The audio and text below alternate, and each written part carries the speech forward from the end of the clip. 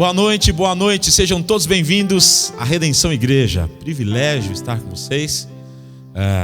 Estou feliz porque essa semana eu faço mais um ano de vida. Vou ficar mais velhinho. Garoto. Quem quiser mandar um presente lá para casa, tá tudo certo. Manda uma mensagem aqui que eu mando o endereço aí para vocês, tá bom? Sejam todos bem-vindos. Privilégio grande estar com vocês. Nesse tempo tão precioso de adoração, de louvor, você está em casa aí, eu quero te convidar a adorar, onde quer que você esteja, em qualquer parte do mundo. E declare que o nosso Deus é bom, e Ele é bom não somente por um instante, mas Ele é bom o tempo todo. Vamos adorar?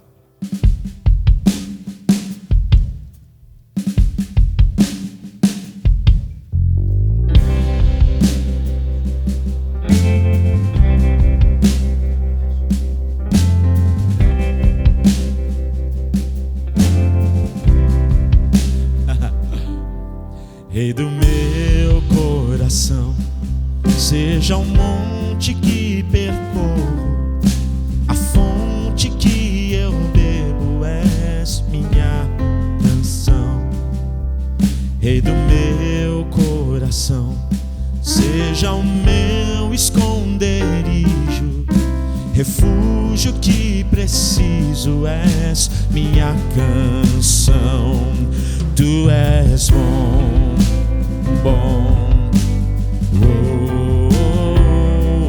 tu és bom,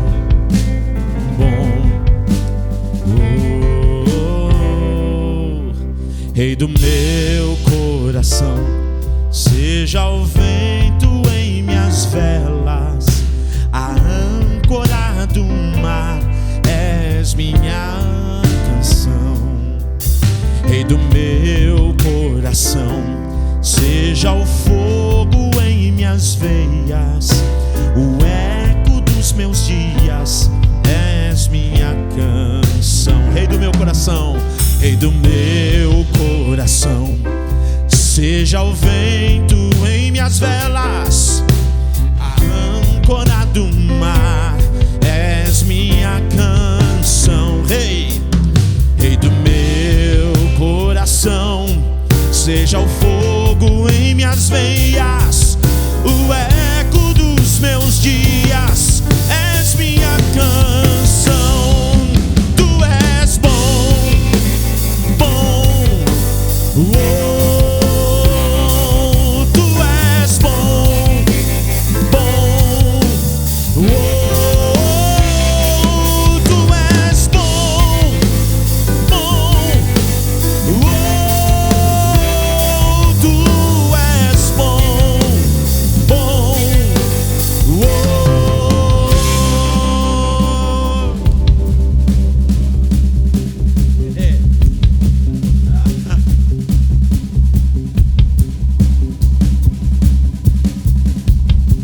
Cante comigo. Tu não me deixarás, tu não me deixarás, não me deixarás jamais. Tu não me deixarás, não me deixarás jamais. Tu não me deixarás, não me deixarás jamais. Tu não me deixarás, não me deixarás jamais. Tu não me deixarás, não me deixarás jamais. Tu não me deixarás, não me deixarás jamais. Tu não me deixarás, não me deixarás jamais. Tu não me deixarás, não me deixarás jamais. Tu és bom,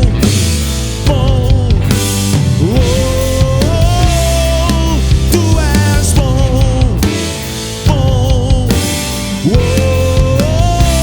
tu és bom,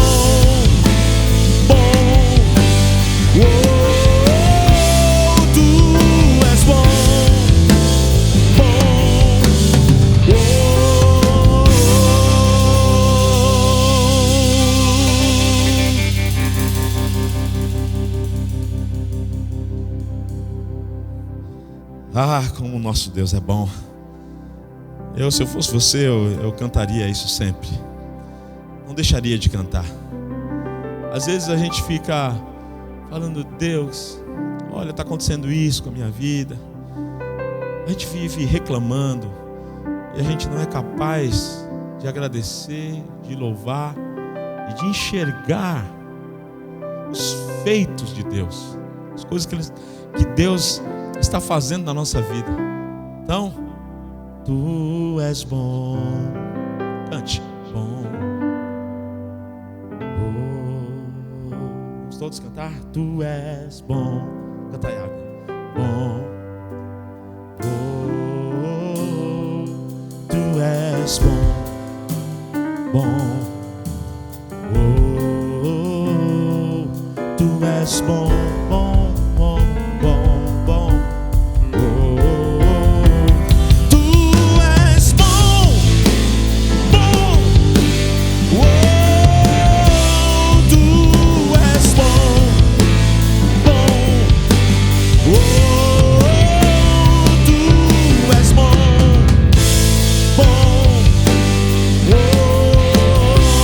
Tu és bom.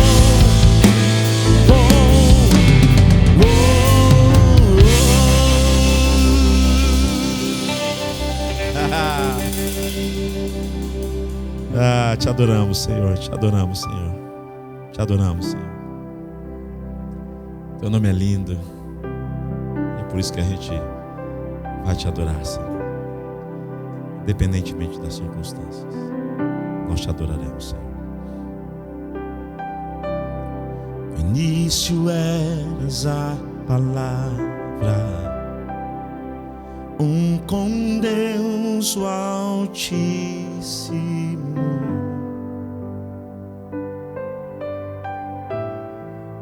Mistério de tua glória, Cristo em ti se revelou. Oh, quão lindo esse nome é! Oh, quão lindo esse nome é! O nome de Jesus, meu Rei. Oh, quão lindo esse nome é! Maior que tudo Ele é. Oh, quão lindo esse nome é, nome de Jesus.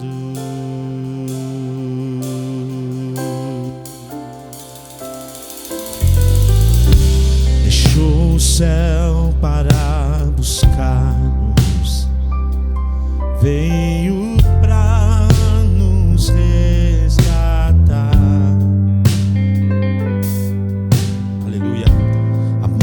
Maior que o meu pecado, nada vai nos separar. Ó, quão maravilhoso é, ó, quão maravilhoso é o nome de Jesus, meu Rei. Ó, quão maravilhoso é, maior que tudo Ele é. Ó, quão maravilhoso é nome de Jesus. Ó, quão maravilhoso é nome de Jesus.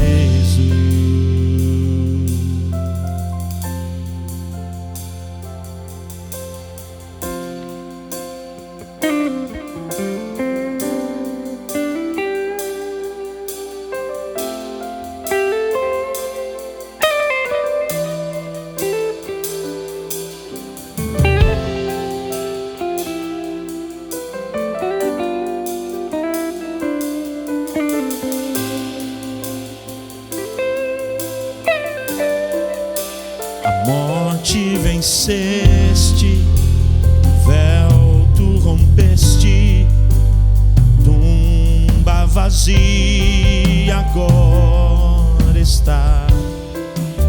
O céu te adora, proclama tua glória, pois ressuscitaste, vivo está.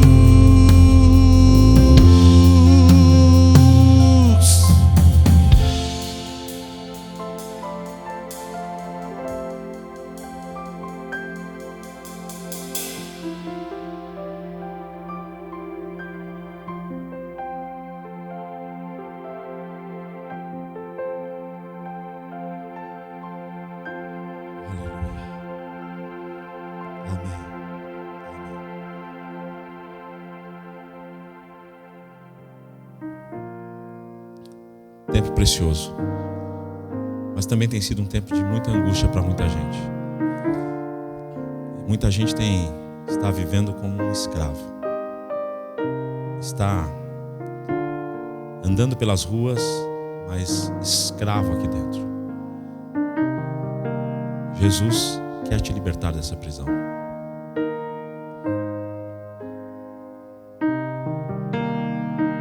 Escute isso.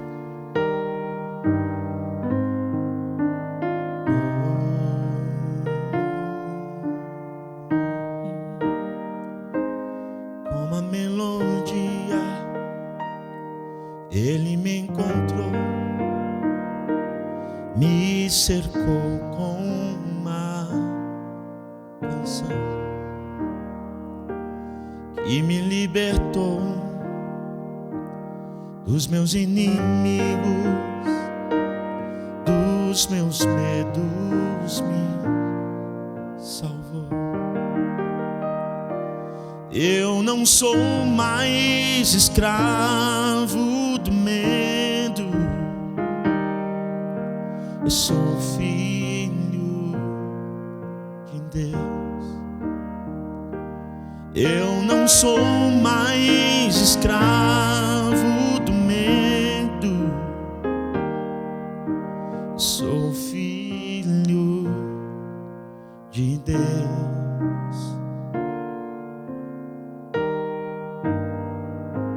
Sou filho de Deus. Antes de nascer, escolhido fui, por meu nome me chamou. De novo nasci em sua família, o seu sangue me comprou. Eu não sou mais escravo do medo, sou filho de Deus. Eu não sou mais escravo do medo, sou filho de Deus. Eu não sou mais escravo do medo, sou filho de Deus. Eu não sou mais escravo do medo, eu sou filho de Deus.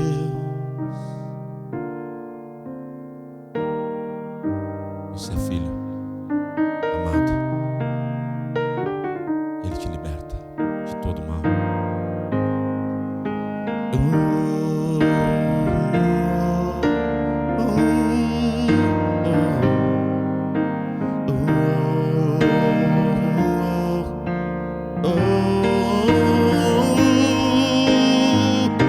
Abri o mar pra eu passar por ele. Perfeito amor que me alcançou, me resgatou e agora posso cantar. Eu sou filho de Deus. Abri o mar pra eu passar por ele. Perfeito amor que me alcançou, me resgatou e agora posso cantar. Eu sou filho de Deus.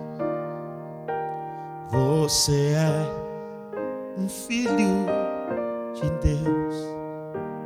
Você é um filho de Deus. E nesse tempo de distanciamento, como está fazendo falta um abraço. Então dê um abraço em si mesmo assim. E nessa noite, sinta-se abraçado pelo Pai. O Pai Todo-Poderoso te dizendo: você é amado. Não seja mais escravo de nada, porque eu enviei o meu Filho Jesus Cristo para te libertar de toda a escravidão. E eu quebro todas as suas cadeias. Vamos orar?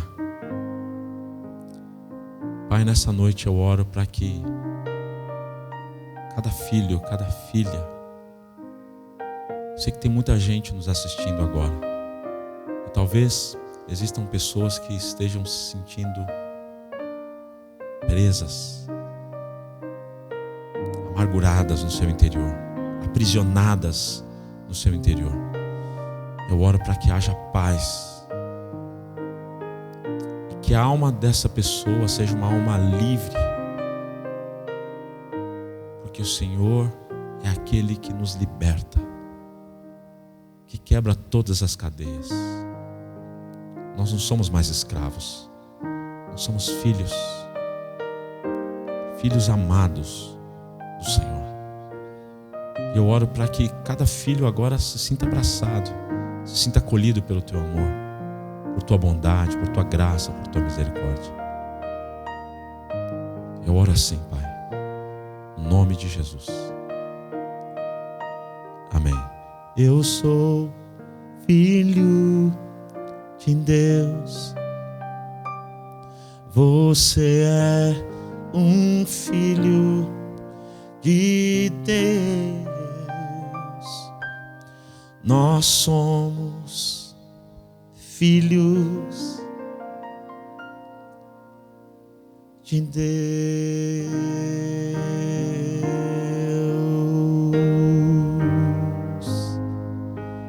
Deus abençoe a sua vida. Deus abençoe a sua vida. Em nome de Jesus. Em nome de Jesus. Amém. Amém. Eu te convido nessa noite a continuar adorando conosco através dos dízimos e das ofertas. E enquanto eu estou falando, eu quero mostrar novas imagens para vocês que foram captadas nessa semana, do quanto a gente já andou com o nosso projeto da igreja. E eu quero te convidar a fazer parte desse sonho. Esse sonho, ele não é somente do pastor Eli. Esse sonho é compartilhado, precisa ser compartilhado. Nós temos um ditado que a gente fala sempre, né, no nosso dia a dia: uma andorinha só não faz verão. Então eu te convido a fazer parte desse coro, desse projeto, para que a gente possa terminar o mais rápido possível. Vocês estão vendo aí as imagens. Quase nós estamos aí trabalhando na reforma, nesse término. Tem muita coisa para fazer, mas para que isso seja concluído, precisa do seu apoio, precisa do seu dízimo, da sua oferta, do seu coração. E você que deseja visitar o nosso espaço, você é o nosso convidado, tá bom? Nós estamos de segunda a sexta, um trabalho exaustivo no horário comercial. Você pode dar uma passada lá, pagar um café para nós, tá bom? E também ficar um tempo lá orando com a gente e vendo tudo o que está acontecendo. Nós estamos aí num desafio muito grande, e para que esse projeto seja concluído, nós precisamos de muito coração, de muita vida na vida, tá bom? Nós temos aí o QR Code que você pode apontar o seu celular para esse QR Code, e vai ser direcionado justamente para que você possa ofertar e dizimar. E também nós temos a conta da nossa igreja, temos também as redes sociais para você acompanhar todo o nosso projeto. Eu te convido para fazer parte desse sonho. Esse projeto, essa igreja, esse espaço será um espaço para servir a cidade de São Paulo. Nós estamos ali na Augusta, com a esquina com a Alameda Franca. Augusta com a Alameda Franca. Você é o nosso convidado. Deus abençoe a sua vida e que a paz dele te alcance em todo o tempo. Fique agora com uma palavra para o seu coração, porque eu tenho certeza que a palavra de Deus ela é capaz de transformar a minha vida e a sua vida. Deus te abençoe. Fique na paz.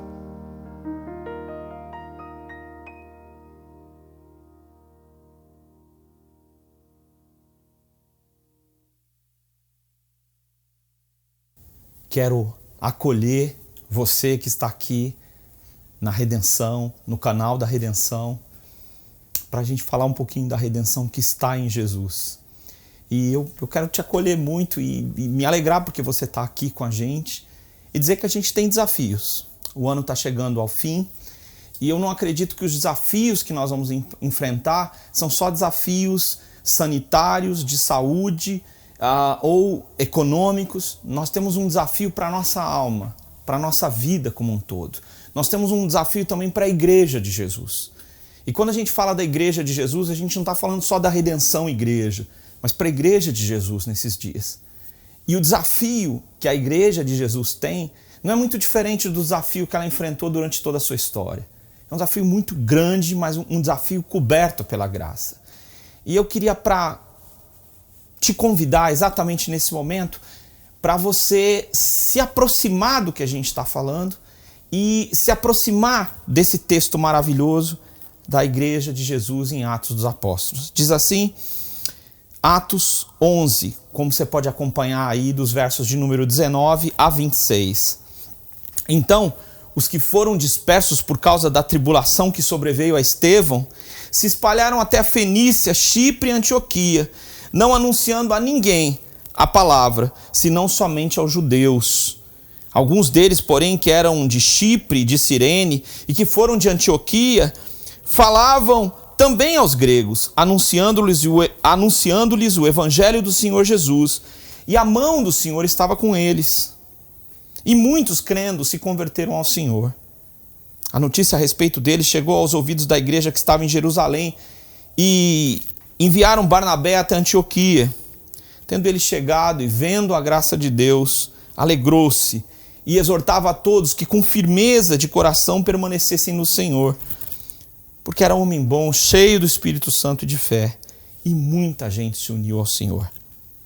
E partiu Barnabé para Tarso à procura de Saulo, e tendo encontrado, levou-o para Antioquia, e por um ano inteiro se reuniram naquela igreja e ensinaram numerosa multidão. Em Antioquia, os discípulos pela primeira vez foram chamados de cristãos. Eu queria compartilhar com você sobre a realidade de quando a igreja se torna plena da graça de Deus. A igreja plena da graça de Deus. Como é que a graça de Deus opera para transformar uma igreja numa manifestação da sua graça?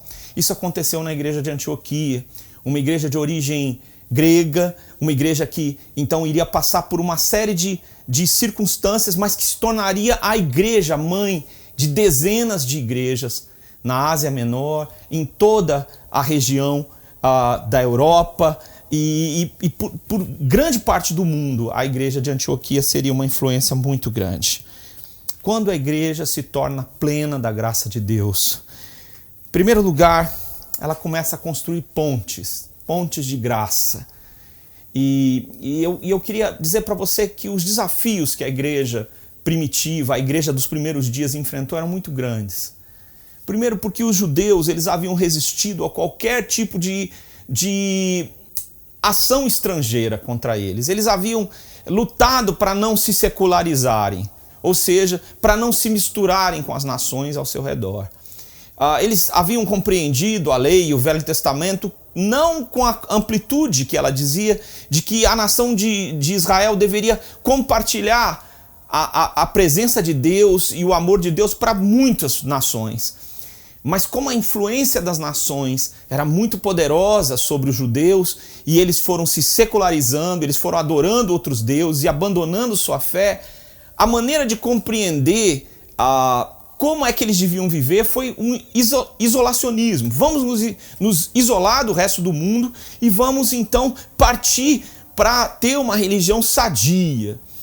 Então era muito difícil que uma igreja ou que os cristãos partissem para falar da mensagem, para se envolver com outras pessoas. A igreja, nesses primeiros dias, era uma igreja muito judaica, uma igreja muito ligada a fé judaica, e uma perseguição espalhou os cristãos. Essa perseguição começou com a morte de Estevão. A gente falou dele alguns domingos atrás, sobre como Deus agiu para manifestar graça na vida dele, e ele então agora foi morto e se desencadeou uma perseguição, e a igreja se espalhou. Muitos foram indo. O texto ele diz isso, que eles foram dispersos por causa da tribulação, se espalharam. Só que alguns chegaram até a Fenícia, alguns chegaram até Chipre, Antioquia e Cirene. A Fenícia, hoje, ela, para nosso conhecimento, está no Líbano, tá? Antioquia, a gente pode associar Antioquia com Antaquia, de Oros, tá? Do rio Oros, na Turquia. Chipre é uma cidade grega, ainda com o mesmo nome hoje, fácil de localizar no mapa. E Cirene fica na Líbia, e era uma cidade de origem grega também. Falar para essas pessoas era uma ruptura de paradigma do que a antiga religião pensava. E era tentar compreender que a graça de Deus está em todo lugar. E que Deus pode agir em qualquer lugar, ou seja, Deus pode agir no meio dos gregos. Eu não sei se você conhece bem a cultura judaica. Talvez você tenha uma proximidade com ela por ter muitos judeus na cidade.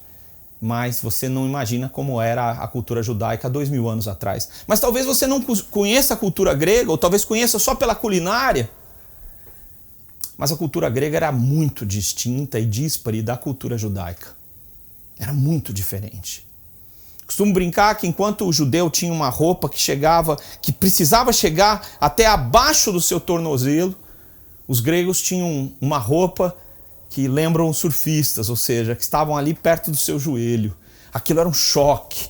A maneira dos gregos pensarem o mundo, a maneira como os gregos pensavam que era uma liberdade, ou as suas ideias de democracia, de arte, tudo isso era muito agressivo. A sua liberalidade sexual, a sua maneira de agir, tudo isso era muito agressivo à igreja judaica e cristã também. Mas apareceram cristãos que resolveram romper com o paradigma de dizer, olha, não existe a graça, só é possível para nós e para os que são parecidos conosco. E eu queria te falar nesse momento, a você que está comigo, está nos acompanhando nesse momento, nessa exposição, é que uma igreja só se torna plena da graça de Deus quando ela consegue enxergar que Deus está atuante em toda parte. Que Deus, ele não é exclusivo de uma nação, de um reino, mas ele está atuando.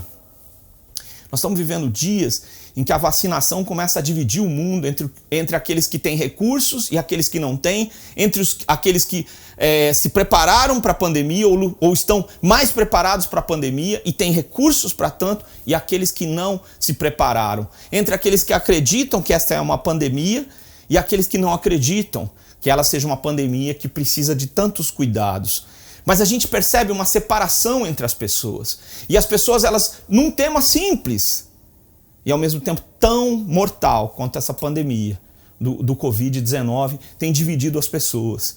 E aí o que acontece é quando os cristãos resolvem assumir uma política de isolamento, de entender que quem não acredita que a pandemia existe não deve ser alvo das minhas conversas e dos meus diálogos. Que aqueles que não acreditam, que aqueles que são mais ricos não devem contar com a minha simpatia porque eles têm recurso para cuidar da vacinação.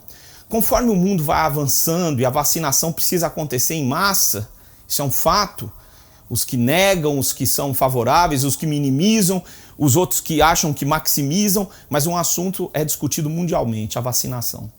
Quando nós estamos num processo em que muitas pessoas estão colocando a sua esperança na vacinação, vai avançar a questão daqueles que têm recursos e os que não têm, os que estão preparados e os que não estão. O tempo que isso vai levar, nós não sabemos.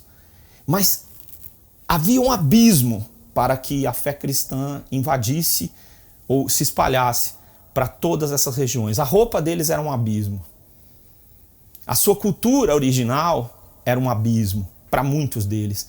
Mas apesar de alguns serem cristãos que haviam aprendido quem é Jesus na cultura judaica, eles tinham uma origem de Cirene, tinham uma origem de Antioquia, conforme o texto nos diz. Alguns eram de Chipre, aliás, outros eram de Cirene, né? E eles foram até Antioquia, ou seja, eles tinham uma origem grega, e eles foram até Antioquia para os seus patrícios, para os seus companheiros, para dizer o seguinte: olha, existe o Messias, existe esperança, e essa esperança transcende as culturas. Existe um Deus que criou o homem multicultural, como o Brasil com muitas culturas.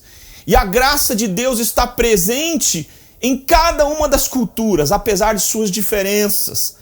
Foi a graça de Deus que ensinou a Platão que existe um Deus só. Porque toda a verdade vem de Deus, porque Ele é a verdade. Foi a compreensão sobre arte dos gregos não assusta a Deus. Suas concepções mais profundas sobre o que seja arte vêm do próprio Deus.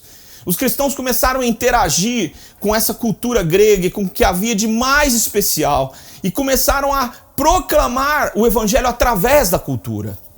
É muito perigoso quando a igreja de Jesus ela se torna monocultural e ela começa a criar uma própria cultura, de fato, com manias e costumes que não têm base bíblica. É um perigo para as igrejas históricas, as igrejas que são reformadas, como a Redenção se preocuparem com coisas secundárias, que são culturais, que dizem respeito a costumes, a manias, a sociedade como ela foi há décadas atrás, a maneira de se vestir, e determinar que esse tipo de raciocínio dirija a nossa fé, dirija os nossos passos, dirija a nossa maneira de caminhar. E nós determinemos que não existem pontes que a graça de Deus vai fazer, mas abismos. Isso não é de Deus, nem é plano de Deus.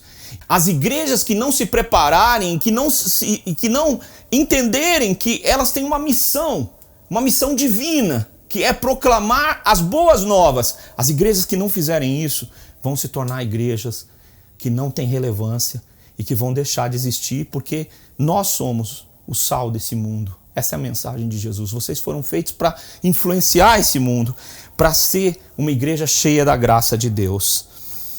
A igreja tinha desafios muito grandes, muito grandes. O primeiro desafio que a igreja tinha para ser uma ponte de graça eram as diferenças. O que um grego achava que era correto, a maneira de um grego pensar era muito diferente da maneira de um judeu pensar. A maneira de um romano pensar era muito diferente da maneira de um grego pensar. Haviam muitos conflitos e muitas ideias, e havia um mundo ainda ao redor do Império Romano, que era que era o mundo que eles chamavam de bárbaros, que era mais distinto ainda da maneira de pensar, os hábitos, os costumes, era muito diferente. Haviam diferenças muito grandes que precisavam ser ultrapassadas. A igreja de Jesus, ao longo do tempo da pregação do evangelho, tem entendido que elas têm que proclamar o que é essencial. A igreja não pode determinar que as pessoas usem bigode, porque antigamente as pessoas usavam bigode e barba. Eu, por exemplo, não teria condição de falar para vocês. Quando a igreja começa a determinar coisas que são obsoletas e que não são verdade, e que não são essencialmente bíblicas, a igreja está, mesmo que achando que ela está sendo ortodoxa, ela está sendo uma igreja que não tem nada a ver com a ortodoxia, que é a pregação única e exclusiva do evangelho. A igreja insere um dado cultural mentiroso e que isola a igreja do resto da sociedade. Estamos vivendo um tempo que as pessoas estão vivendo uma pandemia, elas estão isoladas e elas estão clamando por respostas. E é um tempo muito importante e muito necessário que nós possamos encontrar juntos, pela graça de Deus, respostas. E essas respostas estão em Jesus, apesar das diferenças. Em segundo lugar, o desafio que a igreja tinha que enfrentar para ser uma ponte de graça era o preconceito. Primeiramente, as pessoas que creram no evangelho e que Jesus enviou para ser os pregadores eram pescadores. E pescadores não são de fato pessoas que têm uma facilidade de verbalizar e de falar com fluência. Não é muito comum isso. É muito comum o pescador ser alguém introspectivo, pouco falante, porque para pescar você precisa ficar em silêncio. Então era muito comum que talvez pescadores não fossem as pessoas ideais, dentro da minha perspectiva e sua, para Jesus escolher. Homens que não tinham uma cultura vasta para então ir compartilhar o evangelho para os gregos, que eram pessoas que já tinham conhecimento sobre filosofia, literatura, arte, teatro, sabe, matemática, medicina e tantos outros conhecimentos. Mas Jesus, através de Paulo, diz que Deus resolveu escolher as coisas loucas para envergonhar as sábias deste mundo. Que coisa linda, como o evangelho ele ultrapassa barreiras e como o evangelho ia enfrentar preconceitos das pessoas para com o evangelho. E ainda assim, a igreja enfrentou esses preconceitos e com roupas talvez muito estranhas para os gregos, ou roupas diferentes, com um jeito diferente de ser, ela foi até a cultura grega para conversar com a cultura, não sobre a cultura judaica, mas sobre Jesus, sobre Deus, sobre como Deus age acima das culturas. Em terceiro lugar, havia um abismo. Na época dos romanos, quando Jesus veio ao mundo, fé estava dividida em duas coisas. Uma era a superstitio, que era a religião que não tinha um ídolo para ser tocado, uma imagem de escultura. Era superstitio, ou seja, superstição, e religio era aquela religião que tinha uma estátua que podia ser tocada, um Deus visível. Então eles faziam uma diferença entre magia e fé. Fé era aquela que tinha um ídolo, e magia era tudo aquilo que dependia de algo invisível. Era assim que o romano via a fé. E os cristãos então enfrentaram um grave problema por falar, como Platão dizia, que Deus é invisível, criador sobre todas as coisas e que não tem uma imagem de homem ou de nenhum ser vivo como nós podemos esperar. Os cristãos receberam uma recusa para essa ideia de que fé podia ter um Deus invisível. Que Deus invisível é esse? Mas eles creram e foram usados por Deus para romper barreiras e pregar um evangelho dizendo que Deus é criador do universo e para estar em toda parte, ele não tem uma forma humana, não tem uma limitação de um corpo humano. A igreja teve que lutar também, muito, contra conceitos muito difíceis. Família, o que era família? Como a família devia viver? Como deveriam ser os costumes? Então eles começaram a observar a família deles na perspectiva da fé cristã, de como deveria ser. E o mundo romano estava vivendo um processo muito diferente. A família estava sempre sendo dissolvida pelo Estado, muitas vezes, para conquistar glórias ou expandir com mais soldados e assim por diante. E a fé cristã, então, vai propagar uma cultura de paz que é desconhecida para os romanos. Uma paz que vai ser obrigada a ser colocada no Coliseu, e ali no Coliseu, no lugar das batalhas, no lugar das maiores lutas, os cristãos irão demonstrar que eles estão em paz. A igreja ia enfrentar perseguições, assim como ela começou, ela ia enfrentar uma diversidade muito grande.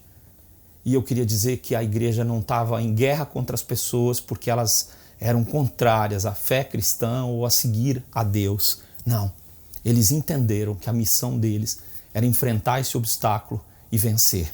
Então eu quero te dizer que eles foram instrumentos para construir uma ponte de graça, em primeiro lugar. O texto nos diz algo muito interessante, que quando a igreja ficou sabendo do que aconteceu em Antioquia, na igreja de Antioquia, eles enviaram a Barnabé para tomar ciência. Mas antes de enviar Barnabé, o versículo 21 diz: a mão do Senhor estava com eles e muitos crendo se converteram ao Senhor. Eu queria compartilhar com você que uma igreja plena da graça de Deus é uma igreja que tem a invisível mão do Senhor. Literalmente é isso que o grego diz, a mão do Senhor. O evangelho é para todos. E eu e você precisamos levantar essa bandeira. As boas novas são para todos. Existe uma grande diferença entre as mãos humanas e as mãos divinas. As mãos humanas têm limites. Elas são fracas, não têm poder. Uma coisa que essa pandemia tem ensinado para nós é quanto limitados nós somos e como a nossa sociedade é frágil diante de um vírus aparentemente que poderia ser rapidamente debelado, mas não é verdade. Nós somos muito frágeis. Nossas mãos humanas são frágeis, mas as mãos divinas têm todo o poder. A graça de Deus, com sua mão invisível, irá para toda parte. Ela está em toda parte. As boas novas chegaram para todos os lugares. Chipre precisa ouvir. A Fenícia precisa ouvir. Antioquia precisa ouvir. Cirene precisa ouvir. O evangelho é para todos. Quem vai trabalhar é o Senhor. O Senhor irá à frente. Nós não iremos à frente, nós não faremos, nós não podemos, mas o Senhor pode. O Senhor vai conceder graça. O Senhor vai distribuir sua graça e vai fazer algo que é imerecido para os gregos, como para os judeus, como para as pessoas de todo o Império Romano e além do Império Romano. Sabe, a Bíblia diz que quando Barnabé chegou na igreja, ele viu a graça de Deus na igreja. E eu queria falar com você hoje que não tem uma igreja. Quero compartilhar com você que, secretamente, muitas vezes eu tenho sido cético em relação a um evangelho tão místico que está se espalhando no nosso país. Um evangelho em que as pessoas estão comprando produtos religiosos para se proteger da Covid, comprando produtos religiosos para poder arranjar o amor da sua vida, comprando produtos religiosos para encontrar progresso na sua fé. Uma igreja cristã que fala essas coisas me assusta, porque ela está saindo do evangelho, ela está indo porque antigamente eles chamavam de relígio, ou seja, uma igreja, uma fé palpável, contra o que eles chamavam de superstítio, que é a nossa verdadeira fé, num Deus que não tem forma, que não é visível, sabe? E a gente começa a olhar para isso e eu fico muito triste com isso. Mas eu quero dizer que a graça de Deus está na igreja. Na igreja daqueles que creem em Jesus, sinceramente. E se você crê sinceramente no Senhor Jesus, eu quero te convidar a não olhar a desgraça que está na igreja, porque ela está na raça humana, que é aquela falta da graça de Deus nas nossas vidas, que muitas vezes nós optamos por isso. Mas eu quero convidar você a entender que a igreja é um lugar maravilhoso, porque é um lugar onde Deus age, e a igreja são pessoas, como eu e você. Resolver se afastar, resolver dizer, olha, o lugar de onde eu saí é muito impuro, tem muita coisa errada, me usaram, tentaram me ensinar uma coisa que não é o evangelho. Isso não limita que a igreja de Jesus tem um cabeça que é o próprio Jesus, e não limita você a não ter uma opção por Jesus em primeiro lugar e pelos que creem. E uma vez que você tiver uma opção por Jesus ser o Senhor da igreja, o pastor da sua vida, e que os que creem sejam seus irmãos, automaticamente eu e você precisamos procurar um lugar onde você possa fazer parte e possa entender que Deus quer que você perdoe pessoas e que siga um evangelho genuíno. Você não precisa concordar com coisas que estão erradas, mas eu e você precisamos ver a graça de Deus no meio da igreja, porque isso está acontecendo. O evangelho tem chegado no país para dizer para muitas pessoas que não sabem ler, que eles podem ler a Bíblia. Para muitas pessoas pobres, o evangelho tem chegado também para dizer que eles podem conhecer a Deus. Existe a graça de Deus em todo lugar e na igreja também. Não pense diferente. Espero que você também, com tudo que você tem ouvido, que você se sinta livre para se aproximar de nós. Não quero dizer que para você deixar de ser um sem igreja, você precisa vir para a redenção. Isso não é verdade. Muitas coisas precisam acontecer.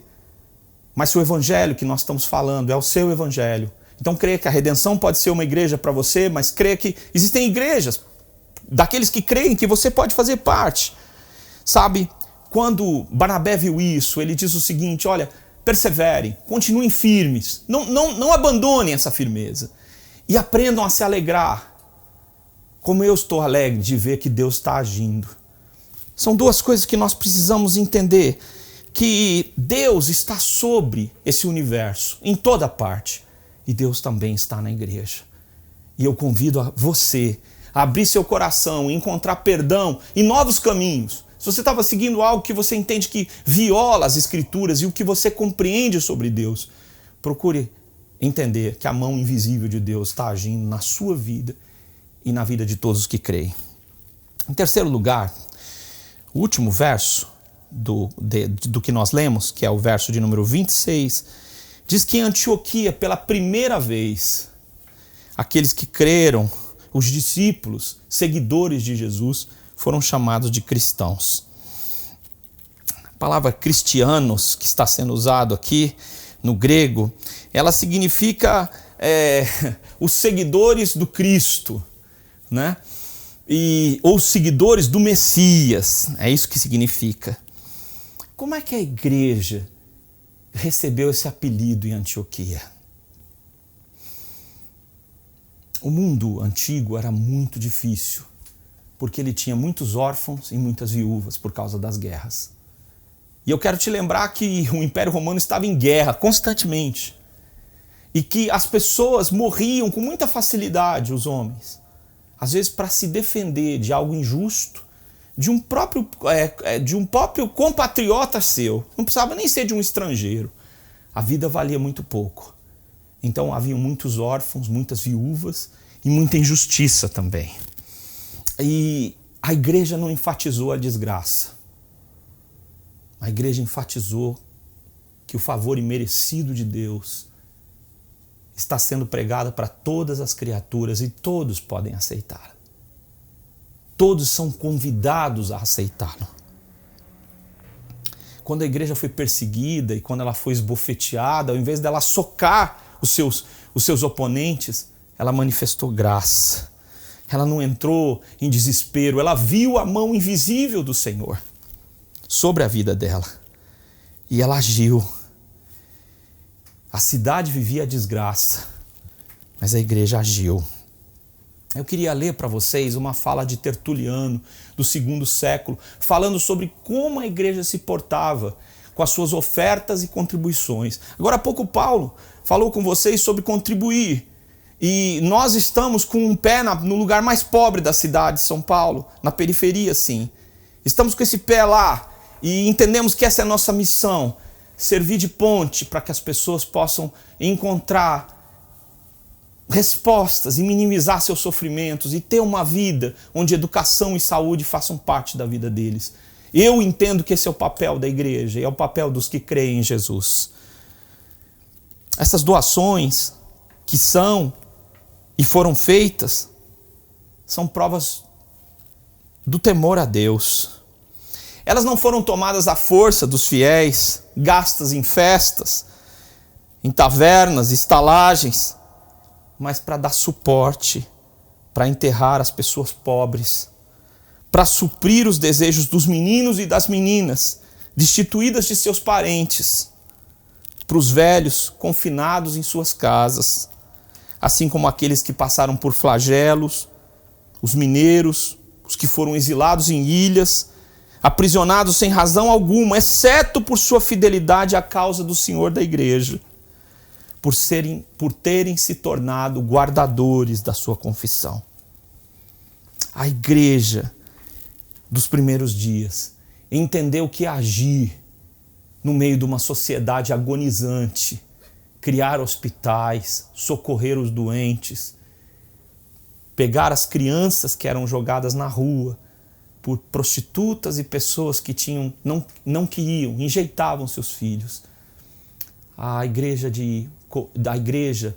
que se encontra em Antioquia, sua história conta que as mães cristãs começaram a acolher essas crianças jogadas na rua. E se espalhou pela cidade a notícia de que não jogue seu filho fora, dê para um cristão, eles vão cuidar bem do seu filho. E essa notícia daqueles que são perseguidos e que tratam com amor aqueles que os perseguem, chocava aquela sociedade e eles não compreendiam o que estava acontecendo. Mas isso é a graça de Deus.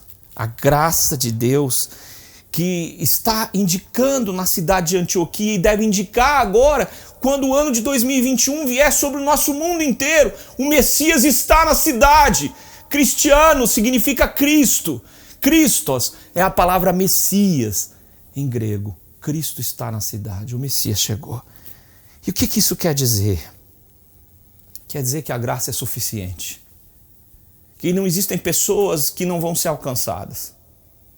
Que, diferente de qualquer vacinação humana, de qualquer escolha que os seres humanos façam, de quem pode e quem não pode, a graça de Deus está expandida a todos os homens. A graça comum e a graça especial nos convidam a receber o Senhor como o Redentor da nossa história. E a graça será suficiente, mesmo que você esteja debaixo de uma situação tão difícil. Que ano difícil!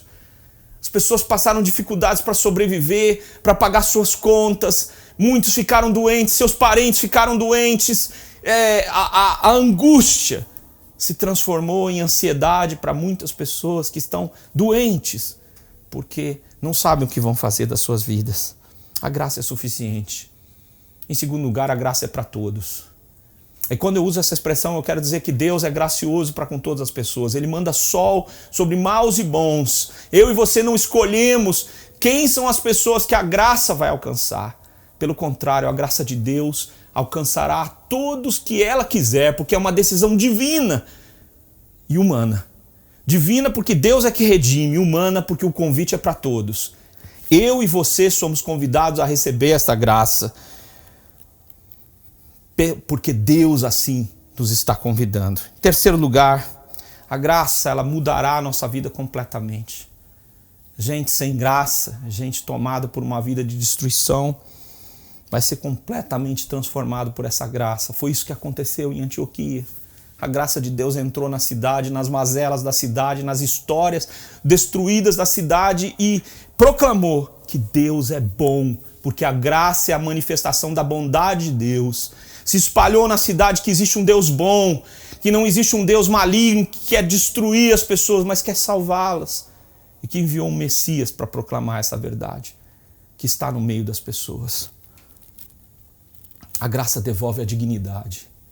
Foi o que eles disseram na cidade, para as crianças jogadas na rua, para as pessoas que estavam desprezadas e que não tinham mais sentido na vida, porque não se encaixavam na estrutura do império e daquela cidade. A graça devolve a dignidade.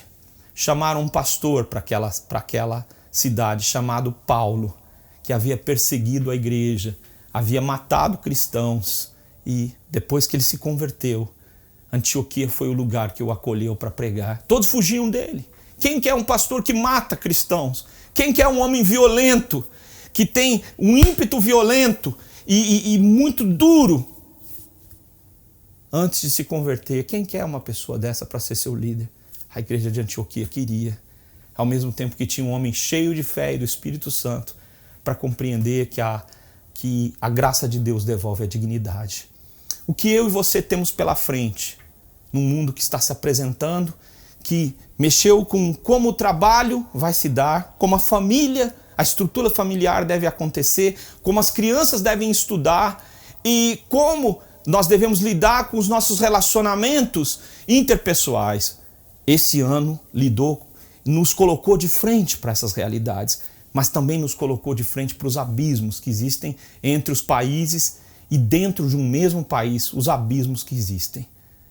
A internet colocou as pessoas para se degladiarem sobre temas simples, para se posicionarem em lados opostos, violentamente uns contra os outros. Eu e você somos chamados para compreender que se nós queremos ser a igreja de Jesus, nós precisamos estar plenos de graça.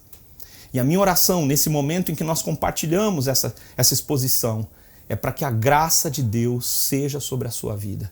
Para que a graça de Deus visite a sua casa, visite o seu coração, nutrindo você de esperança sobre a bondade de Deus, que vai agir de uma forma muito superior à que nós temos esperado para o ano de 2021 e 2020. Essa é a minha oração. Deus, eu peço por cada pessoa que está ouvindo essa palavra nesse momento, em que ela está sendo falada, exposta e disponível, mas por muito tempo depois de quando ela for postada. Que o teu nome seja engrandecido. Eu abençoo cada família que invocar por essa graça, Senhor Deus, movido pelo teu Espírito Santo. E eu sei que cada uma delas vai encontrar salvação no nome de Jesus e na tua presença, ó Deus. Eu te agradeço por esta palavra descrita nas tuas escrituras, que revela um Deus gracioso, cheio de bondade, cheio de amor e justiça. É no nome de Jesus, o Messias, que eu oro. E agora que a graça de nosso Senhor e Salvador Jesus Cristo, o amor de Deus o Pai e as consolações do Espírito Santo encham a vida de vocês da graça de Deus, para que andem em toda parte e vejam que Deus está agindo graciosamente, hoje e para todo sempre. Amém. Vamos estar mais perto da graça de Deus. Vamos ver a mão de Deus sobre nós, invisível mão de Deus, mas poderosa para operar. Vamos estar mais próximos, como redenção, como o plantador dessa igreja, na região ali da Augusta. Eu quero te convidar a estar mais perto de nós. Vai ser um privilégio, nós queremos estar perto de você também. Deus a abençoe, Deus o abençoe. Graça, paz sobre a sua vida.